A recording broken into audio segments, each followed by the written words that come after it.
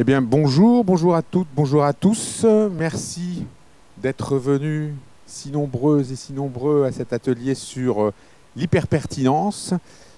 Donc, ce concept que nous avons inventé, entre guillemets, chez Alliancy pour déterminer les conditions du meilleur engagement client possible par le contenu. Et comme on est sur un salon sur le contenu, effectivement, c'est le lien qu'on fait grâce à l'hyperpertinence entre cet engagement client par le contenu dans un monde B2B. Notre expérience, elle est plutôt B2B, mais je pense, et certains nous l'ont dit, que ce que nous faisons et ce que nous recommandons est applicable dans un monde B2C, mais c'est vrai que nous, on a plutôt une expérience B2B. Alors, vous ne vous inquiétez pas, il n'y a pas beaucoup de slides. On va faire, je vais faire une présentation qui va durer à peu près un quart d'heure et on essaiera après d'avoir un échange de 5-6 minutes pour répondre à vos questions et vous connaître un peu mieux. Surtout que vous allez voir dans le concept hyperpertinence, on dit surtout ne faites pas de top-down, mais essayez d'être interactif et de faire intervenir vos interlocuteurs. Donc ce n'est pas moi qui vais faire le contraire de ce que je préconise en vous faisant du top-down pendant 25 minutes, quoi. Donc on va d'abord définir ce que c'est, on va voir le contexte, on va définir ce que c'est, on va vous dire quelle est la méthodologie, on va vous dire quels sont les exemples, comment ça s'applique, quelles sont les conditions pour que ça réussisse. Et puis ensuite on aura un petit échange, on ne va pas entrer dans le détail de tout, mais on aura un petit échange. Alors d'abord, brièvement, ce que c'est qu'Alliancy, c'est important. Alors moi, je suis le patron d'une toute nouvelle entité qui s'appelle le Conseil chez Alliancy. Et vous allez voir pourquoi est-ce qu'on a créé une activité conseil chez Alliancy justement en 2021. À cause de l'hyperpertinence. Alliancy, c'est un média qui fête ses 10 ans cette année. Un média qui est dédié à la transformation numérique des entreprises. Donc ça parle de numérique, mais ça ne parle pas de techno. Enfin, ça parle de techno, mais ça ne parle pas d'offres, quoi. Ça parle de la façon dont la technologie impacte les organisations, comment est-ce que ça transforme la société, quelle est la responsabilité de tout ça dans la perception vis-à-vis des entreprises, dans le RSE, etc. Donc on est vraiment sur du retour d'expérience et sur des entreprises et des dirigeants d'entreprises qui nous racontent comment est-ce qu'ils vivent, eux, la transformation numérique dans leurs fonctions respectives, qu'ils soient DRH, qu'ils soient managers, qu'ils soient décideurs, qu'ils soient patrons de la production ou direction métier ou direction fonctionnelle, etc. Et donc depuis 10 ans, c'est à peu près 5 à 6 000 interviews qui ont été réalisées de dirigeants d'entreprises qui nous ont raconté comment ils vivaient de l'intérieur dans leurs entreprises leur transformation numérique. Et ça a donné lieu donc à un réseau d'à peu près 20 à 25 000 décideurs que nous avons fédérés au sein d'une communauté qui s'appelle Alliancy Connect et qui nous sert à organiser un certain nombre d'événements et de rencontres professionnelles. Alors tout ça fonctionnait très très bien avec de la rencontre physique jusqu'au Covid et au confinement.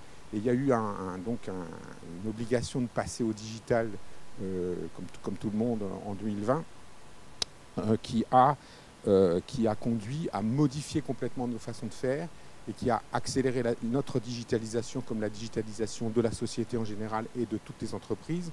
Et donc nous vivons une ère aujourd'hui qui est cataloguée par les économistes comme l'hypertrophie de ce qu'on appelle l'économie de l'attention. Ça, c'est dans le digital, c'est le grand truc, c'est capter l'attention des gens, que ce soit dans le B2C ou dans le B2B. C'est-à-dire que les gens sont sursollicités à cause du digital, donc ils étaient privés pendant le Covid d'un certain nombre de rencontres physiques professionnelles et de rencontres physiques même dans le B2C. On voit ça au cinéma, au théâtre, mais dans les rencontres professionnelles, il n'y en avait plus pendant un certain temps. Donc ils ont surconsommé du digital pour ça, et ça, c'est resté. C'est-à-dire qu'aujourd'hui, on est revenu à un monde hybride et surdigitalisé. Et donc, capter l'attention aujourd'hui des gens, capter l'attention de son client, et c'est compliqué. Et comment obtenir son engagement dans une économie de l'attention, c'est très compliqué. Il faut réinventer complètement l'engagement B2B. Évidemment, le contenu est clé, vous en êtes tous persuadés, puisque vous êtes là aujourd'hui sur un salon du contenu, c'est que vous êtes persuadés que le contenu est clé. Mais le contenu, il faut non seulement qu'il soit pertinent, ça c'est ce qu'on savait depuis assez longtemps, c'est-à-dire que ça soit le bon contenu, la bonne histoire, pour la bonne personne, bon moment, mais il faut qu'il soit, c'est ce qu'on va expliquer, hyper pertinent, c'est-à-dire que ça bouge tout le temps. On est dans une ère du zapping, c'est-à-dire que peut-être que c'est du bon contenu pour l'interlocuteur, peut-être que c'est pertinent pour lui à un moment donné, mais ce n'est pas sa préoccupation ici et maintenant. Et ça, il faut le choper, il faut le capter. Et donc, il faut savoir être flexible et être à son écoute, etc. Et la seule façon... Alors, il y a quelque chose qu'on a découvert quand on faisait des événements digitaux, c'est que la seule façon de capter vraiment leur attention, c'était de les faire participer à l'élaboration de ce qui était en train de se faire, quoi. C'est-à-dire que personne ne passait 3 heures sur Teams ou sur Zoom en écoutant des intervenants les uns derrière les autres en client pendant 3 heures et sans rien dire, quoi. Il faut forcément inventer une interaction permanente pour y arriver. Donc, il faut de l'impact, il faut de la participation, de la co-construction, de l'influence, et il faut partager tout ça et diffuser dans un écosystème qui fait que les gens se retrouvent avec leurs pairs et avec des gens qui ont la même préoccupation d'eux à cet instant-là, avec qui ils peuvent discuter et co-construire quelque chose qui sera un contenu qui vivra comme les roses, peut-être une journée, peut-être 2 jours, et peut-être que demain, il faudra changer de contenu. C'est-à-dire que c'est compliqué de se dire on va éditer un contenu qui va être valable, ou on va produire un contenu qui va être valable pendant les 2 années qui viennent. Je pense que cette ère-là, elle est terminée. Donc on est dans une ère de l'hyperpertinence, et on va voir qu'avec l'hyperpertinence, il y a quelque chose qui va avec ça, c'est de l'écosystème, c'est-à-dire une relation permanente avec ses interlocuteurs clés pour choper le bon moment où on peut avoir leur engagement. Et donc il faut de l'hyperpertinence. Alors la définition, bah, c'est simple, hein. Oui, bien sûr, c'est ce que je vous ai dit, c'est le bon contenu, ça c'est la pertinence, mais c'est la justesse d'un contenu qui concerne exactement. Donc c'est de la justesse presque au sens musical du terme, hein. C'est-à-dire, vous savez, il faut faire la tierce, la quinte, juste au bon moment et en même temps, pour que ça sonne juste. Et si ça sonne pas juste, c'est super désagréable, quoi. Donc c'est un contenu qui provient surtout d'une expérience vécue et partagée. Ça, ce qui est certain, c'est qu'aujourd'hui, vous avez dans la plupart des entreprises des gens qui ont déjà vécu un certain nombre de choses et qui... C'est pas qu'ils ils détestent, mais l'avis des experts est un peu déconsidéré, je dirais. C'est-à-dire qu'on n'est pas là pour écouter quelqu'un qui va nous donner des leçons sur la façon dont il faut qu'on fasse chez nous pour transformer notre entreprise ou pour faire quelque chose, quoi. On est là pour partager avec quelqu'un qui peut avoir un avis, etc. Mais on n'est pas là pour recevoir des leçons. Aujourd'hui, l'ère de l'hyperpertinence et l'ère de la surdigitalisation, c'est l'ère aussi du fact-checking et de quelqu'un qui peut vérifier à tout instant sur Internet si ce que vous dites est vrai. Donc les experts, on les aime un petit peu moins. C'est important de les avoir dans le cadre des échanges et dans votre écosystème, mais il faut savoir les laisser à leur place, quoi. Donc c'est vraiment un contenu qui soit l'expérience du vécu et du terrain, avec de la co-construction avec les gens qui partagent. C'est pour ça que on va essayer de faire ça pendant les 5 dernières minutes. Vous allez me raconter votre expérience du contenu et éventuellement me contredire cela. Alors, quelles sont les caractéristiques? Bah, c'est un processus dynamique et en continu. C'est ce que je vous ai expliqué. C'est-à-dire que si vous n'êtes pas en continu, bah, je veux dire, vous ne pouvez pas vous contenter de dire je vais le faire une fois pour toutes et après c'est terminé. Il faut pouvoir donc établir la relation qui va vous permettre de construire l'hyperpertinence. C'est un fruit d'un débat permanent. Donc ça nécessite une certaine forme de la convivialité, etc., et de l'animation. Et cette animation, c'est un savoir-faire qui s'acquiert avec un sens de l'écoute, je dirais. Et le sens de l'écoute, c'est justement quelque chose que dans les médias bien fait, et il y en a un certain nombre ici sur ce salon, on sait bien faire, puisque le journaliste, par définition, c'est quelqu'un qui va interviewer des gens, qui l'écoute et qui essaie de retranscrire ce qu'il compris et qui engage un débat autour de ça, notamment sur les réseaux sociaux. Et donc, il y a un certain savoir-faire de l'animation d'écosystèmes naturels chez des journalistes qui peuvent, je dirais, s'appliquer à la construction de quelque chose qui soit hyper pertinent même pour les annonceurs. Il faut transformer donc ces interlocuteurs en acteurs. Ce n'est pas toujours évident, parce que les interlocuteurs en question, même les grands décideurs, ceux que vous avez envie de choper, ils ont cette envie, parce que cette envie, elle vient de la surdigitalisation et de cette économie de l'attention qui font qu'on n'a pas envie d'écouter trop longtemps, on a envie de participer aussi, mais ils ne savent pas forcément faire. Ils ne savent pas forcément partager, ils ne savent pas forcément faire. Donc ça nécessite aussi un peu de coaching autour de tout ça pour que effectivement les gens s'expriment et racontent. Et ça nécessite que l'animateur de l'écosystème, et ça nécessite aussi des écosystèmes qui ne soient pas trop grands. Il y a une certaine taille, et qui contiennent des gens qui soient à peu près d'un niveau qui soit homogène. Et éventuellement, il faut peut-être bâtir 3 ou 4 écosystèmes pour le faire. Hop, je crois que j'ai... Donc oui, la méthodologie, c'est quoi? Eh ben, c'est donc, je vous l'ai dit, hein, c'est construire l'écosystème qui va bien autour du contenu que vous voulez fabriquer. Hein, donc, dynamique, participatif, convivial et interactif. Alors, l'écosystème, c'est pas juste une réunion et un focus group une fois pour toutes, hein, puisque c'est ce que je vous dis, c'est vraiment donner envie aux gens de venir vous voir ou participer à vos réunions, qu'elles soient physiques, digitales ou qu'elles soient hybrides ou que ce soit. Et pour ça, il faut de la convivialité, il faut de l'envie, il faut que les gens sentent qu'ils sont en train de construire quelque chose dont ils vont tirer un bénéfice pour eux-mêmes et qu'en plus, ils vont rencontrer des gens avec lesquels c'est intéressant, c'est enrichissant de partager. Et derrière, on va produire un certain nombre de contenus qui seront hyper pertinents à un instant T, les uns derrière les autres, mais pas forcément pertinents sur le long terme. Et c'est pas ça qui est important, parce que c'est ce qu'on vit tous les jours dans les entreprises aussi. La vérité d'un jour n'est pas celle du lendemain, et ça va de plus en plus vite. On vit dans un monde qui va de plus en plus vite. C'est ce que déjà Bill Gates disait il y a 10 ans.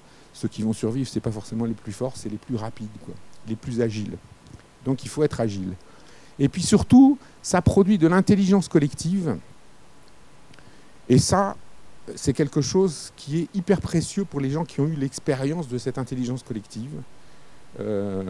Et c'est quelque chose qui nous a beaucoup manqué dans les 2 années de Covid et les années de confinement, parce qu'on s'est aperçu, toutes les études l'ont prouvé, que le confinement, ça a augmenté la productivité individuelle. Hein, les gens sont plus productifs en télétravail chez eux, etc. Mais que par contre, le collectif et la créativité collective, elle tombait complètement, et que c'est la raison pour laquelle, notamment, Apple veut faire revenir tous les gens au bureau là maintenant, et qu'il y a un mouvement contre ça. Mais enfin bon, il y a tout un truc sur le management de l'hybridation qui fait que c'est un très beau sujet, cette intelligence collective actuellement. Et nous, on en a une belle expérience chez Alliancy depuis les 2 ou 3 ans qu'on fait ça. Enfin, avant, on faisait de l'hypertinence sans le savoir, un peu comme M. Jourdain faisait de la prose, mais on a conceptualisé les choses quand on s'est demandé à la sortie du Covid, enfin au moment de est-ce qu'il faut revenir au totalement physique, il faut faire de l'hybride, comment ça marche, etc. En fait, la solution, ça a été les écosystèmes sur un certain nombre de sujets. Je vais vous en parler à la fin. Alors, les exemples, il y en a beaucoup. Nous, on anime des communautés au certain nombre... Des communautés, pardon. J'ai pas assez bu, il faut que je... Des communautés autour d'un certain nombre de sujets, qui sont les sujets qui sont les nôtres, hein, donc liés à la transformation numérique. Une communauté sur la donnée, hein, donc la donnée, la data, ce qu'on appelle donc comment est-ce que je récupère de la data, qu'est-ce que j'en fais, comment je crée de la valeur autour de la data, c'est quoi vos exemples, ah ben oui, j'avais pas pensé à ça, pourquoi pas, etc. C'est pas tellement des sujets techno, hein, c'est pas tellement quel est votre data management system, c'est juste mais cette donnée, qui la possède, qu'est-ce que je peux en faire, qu'est-ce que j'ai le droit d'en faire dans les différents pays, etc. Et ça évolue beaucoup, et ça vit bien. On a une communauté sur Le futur du travail, c'est tout ce qu'on s'est dit sur l'hybridation, sur le télétravail, la nouvelle organisation du travail, l'immobilier d'entreprise, etc. On a une communauté sur l'IT for Green. Alors ça, c'est le fameux numérique responsable. Hein. IT for Green, c'est ce que l'IT fait pour aider l'entreprise à devenir plus durable, quoi, plus verte. Sachant que le numérique est lui-même, ça c'est l'autre versant du numérique responsable, le numérique est lui-même générateur de beaucoup de pollution et de carbone. Et oui, je vous en prie.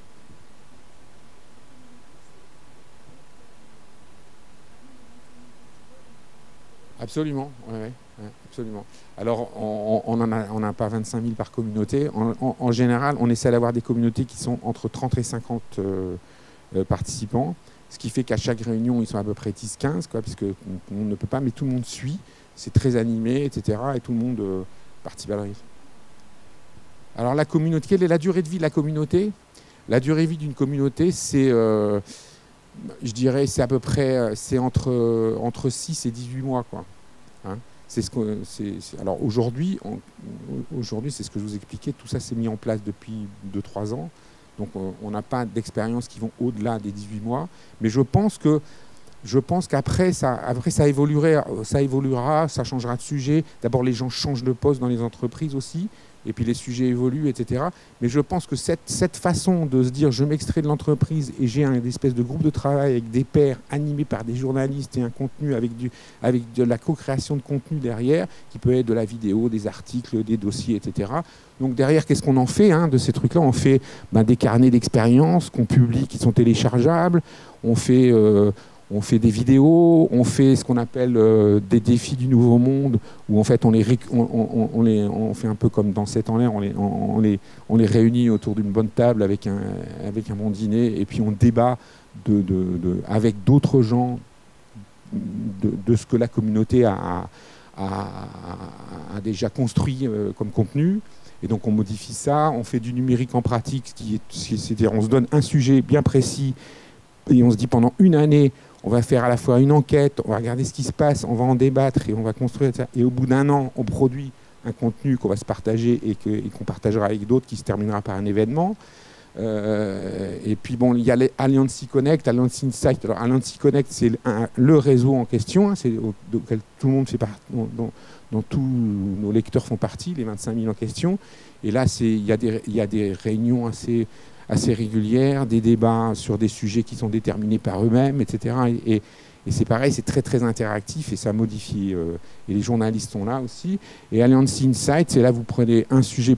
En fait, on a transformé les conférences thématiques en quelque chose qui était des. Donc, je pouvais pas faire. Je sais pas. Avant, il y avait une conférence sur la cybersécurité qui durait une matinée de 9h30 jusqu'à midi et demi. Après, il y a des ateliers l'après-midi, etc. Aujourd'hui, ça ne marche plus du tout, ces trucs-là. Ce qu'on fait, c'est des petites séances hybrides en format 52 minutes, un peu comme à la télé, parce que ça, c'est ce que les gens sont un peu eux-mêmes formatés comme ça. Et on en fait une tous les lundis pendant un mois, quoi. Donc, on a réinventé ça. Alors, ces exemples-là, c'est les exemples Alliancy. Il y en a plein d'autres. Alors après, vous me direz, et qu'est-ce que les marques peuvent faire avec tout ça? Et là, c'est mon dernier point. Hein. Et bien justement, c'est la raison pour laquelle on a créé une activité conseil chez Alliancy. C'est justement pour ça.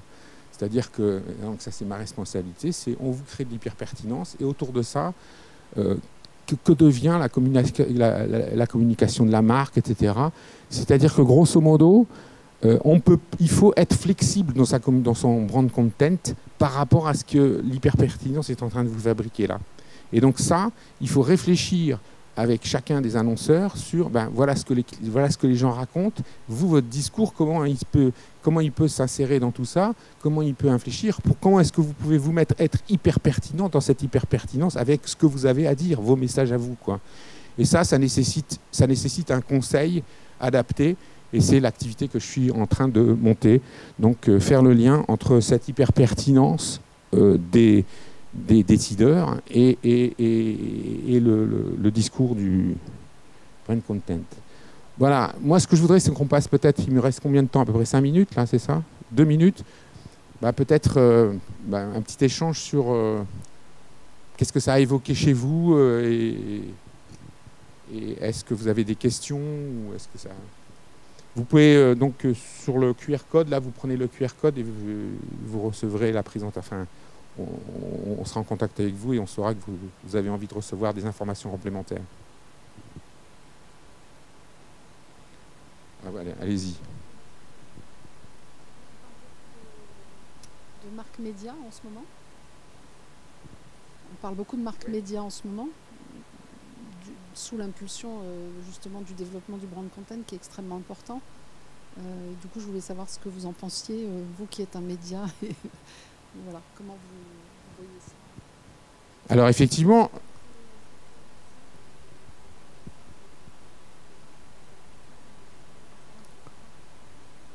sur le fait que les médias essayent d'avoir leur propre marque, non. Ah, donc le brand content.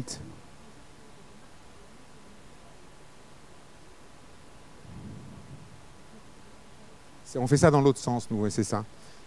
Alors moi, je pense que dans le B2C, c'est tout à fait adapté, parce que c'est vrai que sur Insta, sur tous les réseaux de jeunes là qu'on voit, enfin, effectivement, vous avez des possibilités, c'est moins régulé que les médias traditionnels, ce qui fait que vous pouvez insérer vos publi-reportages, enfin votre brand content, comme si c'était du contenu normal, etc.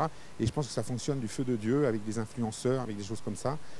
Et dans le B2B, les règles de fonctionnement sont pas du tout celles-là, quoi.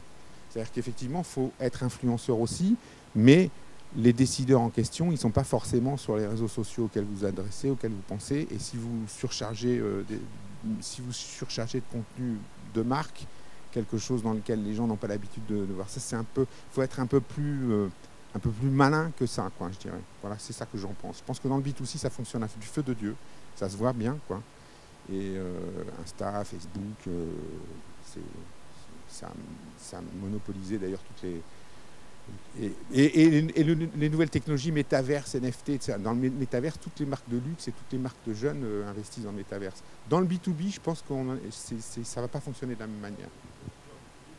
Alors c'est Sylvain Fievé qui est le patron d'Alliance, si je le vois. La recommandation, c'est qu'en B2B, le contenu doit... bien souvent, les marques sont un peu auto-centrées sur elles-mêmes, alors pas toutes, hein. Mais l'enjeu, c'est aller chercher le contenu que vous n'avez pas chez vous. Donc, c'est comment aller s'inspirer de ce qui se passe à l'extérieur. Et en fait, c'est ce qu'on accompagne aussi, c'est d'aller faire parler de gens auxquels vous n'avez pas accès. Parce que faire parler de l'interne et autres, et c'est le sujet des experts, des consultants. Donc, on peut construire cette hyper-pertinence, mais sans cette logique de communauté. Et en fait, ce qu'on dit aujourd'hui dans l'évolution du marketing et de ces communautés, c'est que vous avez gagné le pari quand vous créez de la valeur entre vos clients. Vous permettez à vos clients de créer de la valeur entre eux. Donc, de mettre en posture, de les faire parler, de l'exprimer et de partager leur expérience. C'est un peu le sujet de la communauté. Et donc là, effectivement, c'est intéressant d'avoir cette vision éditoriale, d'animer les pratiques entre clients, d'anticiper les changements sur l'innovation et d'apporter de la valeur. Et en fait, on se met toujours dans une posture, limite, de se mettre dans une logique de prestation de service. C'est que, ok, je vais être un média et je vais développer ma marque, mais quelle est la valeur que je vais investir pour donner de la valeur? Et là, déjà, c'est effectivement un petit peu plus compliqué. Et parce que la posture est toujours de dire, je sais, j'ai vu. Et quand on a ce type de discussion, et comme je dis toujours, au lieu de se... Beaucoup d'agents, il y a pas mal d'agences de com ici, mais sur des sujets hyper pointus. En fait, vous n'avez pas toutes les réponses, mais les clients l'ont. Et effectivement, la question, c'est, on préconise souvent de faire des focus group assez basiques. Hein. Dire aujourd'hui, si vous voulez développer un sujet, posez la question à vos clients de qu'est-ce qu'ils veulent entendre, comment ils peuvent. Et ça, c'est des codes qu'on a en B2C, mais en B2B, c'est extrêmement porteur de se dire voilà, on va mettre des moyens sur un truc, demander à vos clients ce qui les intéresse, comment construire cette pertinence. Et ça, c'est très rarement fait. Il y a beaucoup de sachants. Mais dans l'opérationnel, c'est déjà plus compliqué. Donc il y a une vraie clé à servir de ça pour animer la communauté. La clé de tout ça, il faut vous rendre compte, enfin, on a fait une étude avec les Échos là, à la sortie de la crise, c'est qu'il y a une conscience que le numérique devient très très important dans la stratégie des entreprises, qui s'est vraiment mis dans la tête des grands décideurs. Et ça veut dire qu'il y a un certain nombre, en fait, dans notre métier du numérique, et sûrement dans d'autres secteurs aussi, il y a tout d'un coup, les gens qui sont les vrais décideurs et les circuits de décision pour acheter ou pour préconiser tel ou tel type de solution, etc., c'est plus tous les mêmes interlocuteurs. Et ces gens-là, pour leur parler, il faut leur parler des choses qui les intéressent eux, et non pas de l'offre, quoi. Et ça, c'est quelque chose Et je pense que c'est un peu le cas dans tous les secteurs aujourd'hui. D'autres questions? Bon ben voilà, merci beaucoup, au revoir.